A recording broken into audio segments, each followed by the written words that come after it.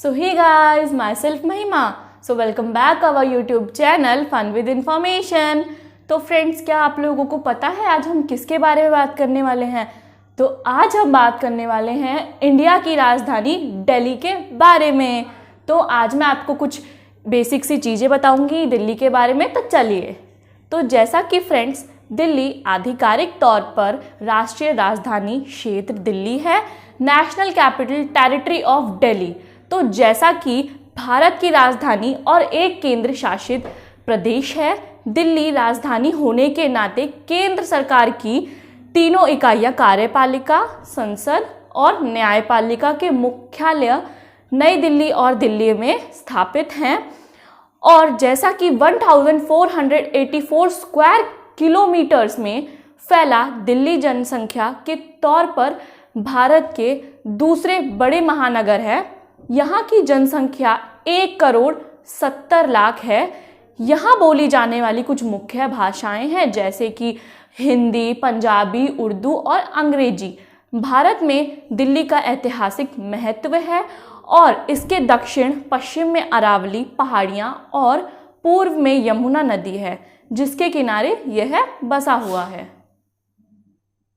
तो जैसा कि फ्रेंड्स, नॉर्मली हम सभी जानते हैं कि यमुना नदी के किनारे स्थित इस नगर का गौरवशाली पौराणिक इतिहास है। महाभारत काल में इसका नाम इंद्रप्रस्थ था और जैसा कि यहाँ कई प्राचीन एवं मध्यकालीन इमारतों तथा उनके अवशेषों को देखा जा सकता है। और 1639 में मुगल बादशाह शाहजहां ने दिल्ली में ही एक 4 दीवारी से घिरे शहर का निर्माण करवाया था, जो 1679 से 1857 तक मुगल साम्राज्य की राजधानी रही है। 18वीं एवं 19वीं शताब्दी में ब्रिटिश ईस्ट इंडिया कंपनी ने लगभग पूरे भारत को अपने कब्जे में ले लिया था। इन लोगों ने कोलकाता को अपनी राजधानी बना लिया था और 1911 में अंग्रेजी सरकार ने फैसला किया कि राजधानी को वापस दिल्ली लाया जाए। इसलिए इसके लिए पुरानी दिल्ली को दक्षिण में एक नए नगर नई दिल्ली का निर्माण प्रारंभ हुआ और अंग्रेजों से 1947 में स्वतंत्रता प्राप्त कर नई दिल्ली को भारत की राजधानी घोषित कर दिया गया। इससे दिल्ली के स्वरूप में आमूल परिवर्तन हुआ। विभिन्न प्रांतों, धर्मों एवं जातियों के लोगों के दिल्ली में बसने के कारण दिल्ली का शहरीकरण तो हुआ ही, साथ ही यहाँ का मिश्रित संस्कृति ने भी जन्म लिया और आज दिल्ली भारत का मुख्य प्रमुख राजनीतिक संस्कृति केंद्र है। तो जैसा कि स्वतंत्रता प्राप्ति के पश्चात दिल्ली में विभिन्न क्षेत्रों से लोगों का प्रवासन हुआ। तो आइए फ्रेंड्स, मैं आपको बताती हूँ इसका नामकरण कब और कैसे हुआ। तो इस नगर का नाम दिल्ली कैसे पड़ा, इसका कोई निश्चित संदर्भ नहीं मिलता, लेकिन व्यापक रूप से यह माना गया है कि यह एक प्राचीन राजा ढिल्लू से संबंधित है। कुछ इतिहासकारों का यह मानना है कि यह दहलीज का एक विकृत रूप है और जैसा कि जिसका हिंदुस्तानी में अर्थ होता है चौखट, जो कि इस नगर में संभवतः सिंधु गंगा समभूमि के प्रवेश द्वार होने का सूचक है। और एक और अनुमान के अनुसार इस नगर का प्रारंभिक नाम ढिल्लिका था। हिंदी प्राकृतिक ढिल्ली भी इस क्षेत्र के लिए प्रयोग किया जाता था।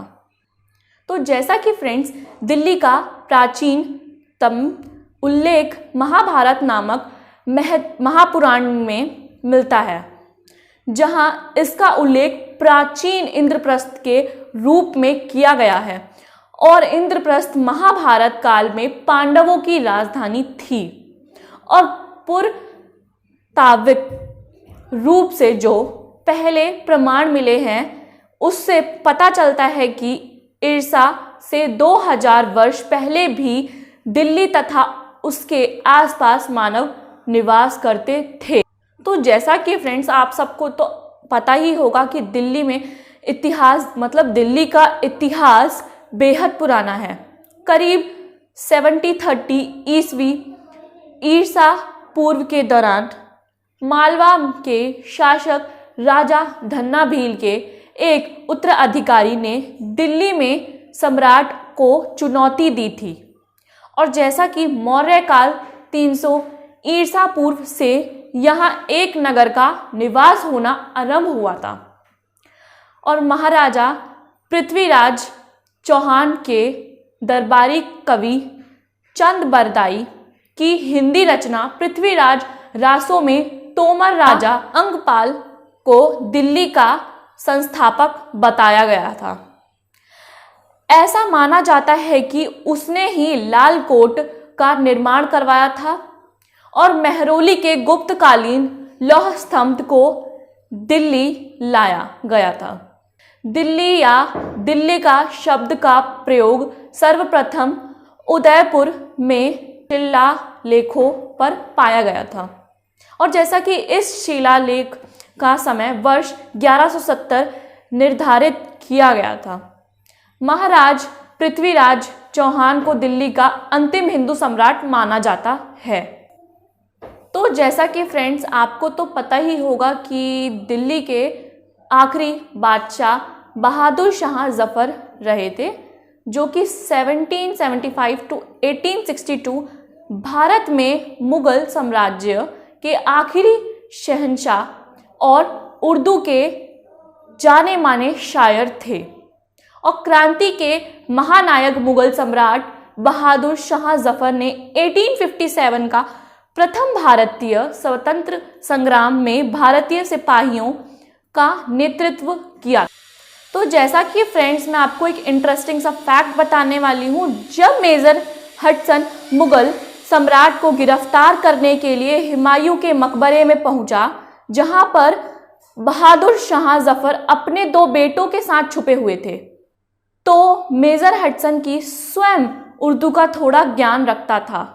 उन्होंने कहा कि दमदमे में दम नहीं है, खैर मांगो जान की, ए जफर ठंडी हुई अब तेंग हिंदुस्तान की। इस पर जफर ने उत्तर दिया, गंजियों में बू रहेगी जब तलक ईमान की, तख्त ए लंदन तक चलेगी तेग हिंदुस्तान की। तो जैसा कि फ्रेंड्स आप सबको तो पता ही होगा कि दिल्ली में हर स्टेट के हर जगह के लोग रहते हैं और यहाँ की संस्कृति थोड़ी सी मिली जुली है खाने पीने के मामले में। तो जैसा कि पंजाबी और मुगलई खान पान में जैसे कबाब हो गया, बिरयानी हो गई, तो दिल्ली में कई भागों के प्रसिद्ध हैं और दिल्ली की अत्यधिक मिश्रित जनसंख्या के कारण भारत के विभिन्न भागों में खान पान की झलक मिलती है। और जैसे राजधानी महाराष्ट्रियन, बंगाली, हैदराबादी खाना और दक्षिण भारतीय खाने के आइटम्स जैसे इडली सांभर, डोसा इत्यादि। और जैसा कि इसके साथ ही स्थानीय खासियत जैसे चाट इत्यादि भी खूब मिलती हैं। जो चाट मिलते हैं यहाँ पर जिसे लोग चटकारे लगा लगा कर खाते हैं। और यहाँ महाद्वीपों का खाना जैसे इटालियन और चाइनीज खाना भी बहुतायत में उपलब्ध है। तो नॉर्मली फ्रेंड्स दिल्ली शहर में बने स्मारकों से विदित होता है कि यहाँ की संस्कृति प्राच्य ऐतिहासिक पृष्ठभूमि से प्रभावित है। भारतीय पुरातात्विक सर्वेक्षण विभाग ने दिल्ली शहर में लगभग 1200 धरोहर स्थल घोषित किए हैं जो कि विश्व में किसी भी शहर से कहीं अधिक है और इनमें से 175 स्थल राष्ट्रीय धरोहर स्थल घोषित किए गए हैं। पुराना शहर वह स्थान है जहां मुगलों शासकों ने स्थापत्य के कई नमूने खड़े किए थे, जैसे जामा मस्जिद भारत की सबसे बड़ी मस्जिद और लाल किला। भारत में फिलहाल 3 विश्व धरोहर स्थल हैं, लाल किला, कुतुब मीनार और हुमायूं टॉम्ब, जिसको आप हुमायूं का मकबरा भी बोलते हैं। अन्य स्मारकों में इंडिया गेट, जंतर मंतर, 18वीं सदी की खगोल शास्त्रीय वेधशाला, पुराना किला, 16वीं सदी का किला, बिरला मंदिर, अक्षरधाम मंदिर और कमल मंदिर आधुनिक स्थापत्य कला के इसी में से एक महत्वपूर्ण राजघाट में राष्ट्रपिता महात्मा गांधी तथा निकट ही अन्य बड़े व्यक्तियों की समाधियां हैं। नई दिल्ली में बहुत से सरकारी कार्यालय, सरकारी आवास तथा ब्रिटिश काल के अवशेष और इमारत हैं। कुछ अत्यंत महत्वपूर्ण इमारतों में राष्ट्रपति भवन, केंद्रीय सचिवालय, राजपथ, संसद भवन और विजय चौक आते हैं। के सफदरजंग का मकबरा और हुमायूं का मकबरा मुगल बागों के 4 बागों शैली का उत्कृष्ट उदाहरण हैं। सो फ्रेंड्स, आप लोगों को कैसी लगी हमारी दिल्ली की इन्फॉर्मेशन? अगर आपको ये इन्फॉर्मेशन अच्छी लगी होगी तो उसको लाइक कर देना, शेयर कर देना, सब्सक्राइब कर देना और जो नीचे बेल आइकन है उसको भी प्रेस कर देना।